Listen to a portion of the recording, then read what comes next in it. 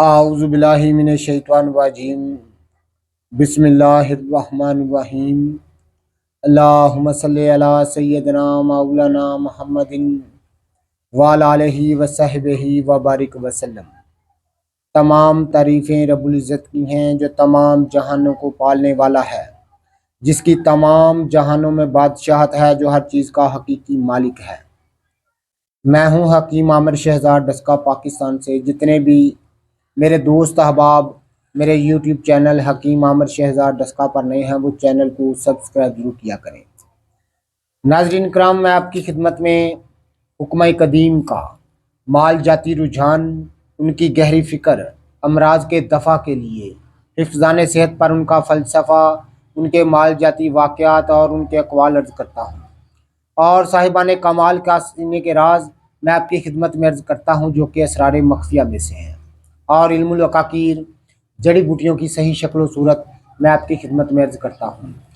नाज़रीन कराम, आज एक ख़ास सन्यासी नाराज़ मैं आपकी खिदमत में अर्ज़ करने जा रहा हूँ, जो कि ख़ास सन्यासियों के सीने का राज है, और दम कुशी यानी दमे का हुक्मी और मजरबुल मजरब इलाज है, जो साहब आजमाएंगे हमारे कौल की तस्दीक फरमाएंगे। नाज़रीन कराम, ये नुस्खा मुझे उस वक़्त दस्तयाब हुआ जब हमारे इलाका में एक सन्यासी साहब तशरीफ़ लाए।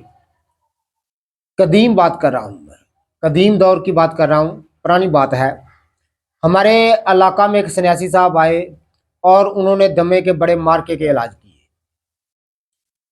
ऐसे ऐसे दमे के मरीज़ उन्होंने ठीक किए जो कि कई सालों से दमे की बीमारी का दुख उठा रहे थे। उन्होंने चंद खुराकें दी और वो दमे के मरीज़ हमेशा के लिए ठीक हो गए। नाज़रीन कराम, उस सन्यासी साहब की शोहरत बढ़ी क्योंकि वो एक गांव में किसी के पास मुकीम थे, किसी डेरा पर, और किसी चाह पर मुकीम थे। उन्होंने एक दो मरीज़ का इलाज किया जो कि दमे का बीमारी की वजह से दुख उठा रहे थे।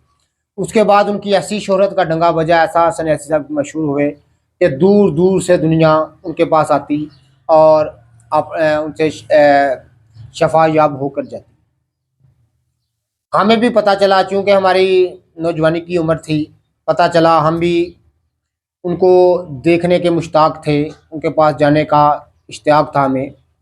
हम उनके पास चले गए, देखा कि बहुत सारे, ये नहीं कि सिर्फ दमे का इलाज करते थे, बहुत सारी उन्होंने बीमारियों के मुजरबुल मुजरब नुस्खे, जैसे जोड़ों के दर्द और नमर्दी और गंजापन और ऐसी कई अमराज का वो शर्तिया इलाज करते थे और मुजरबुल मुजरब इलाज करते थे। बड़े लायक इंसान थे। और चूँकि मैं बात इस वक्त सिर्फ इस वीडियो में एक नुस्खे की ही करूँगा, वो दमे के बाब में मैं बात करूँगा। तो नाज़रीन, दमे के मरीज़ उनसे शफा याब होकर जाते थे, बड़े लाजवाब उनका इलाज था। तो हम 2-3 दिन उधर रहे और उनसे काफ़ी हम पूछते रहे, लेकिन सन्यासी साहब बताने को तैयार नहीं थे। फिर जब 2-3 दिन रहकर हम वापस आ गए, फिर मैंने अपने वालिद साहब से ज़िक्र किया, वो मेरे साथ गए और हम उनको, वालिद साहब जो है उनको अपने साथ हमारे घर ले आए। उस सन्यासी साहब को, पुरानी बात कर रहा हूँ मैं। तो हमारे घर में भी 2 दिन वो रहे, और चूँकि वो जनूबी पंजाब के रहने वाले थे, तो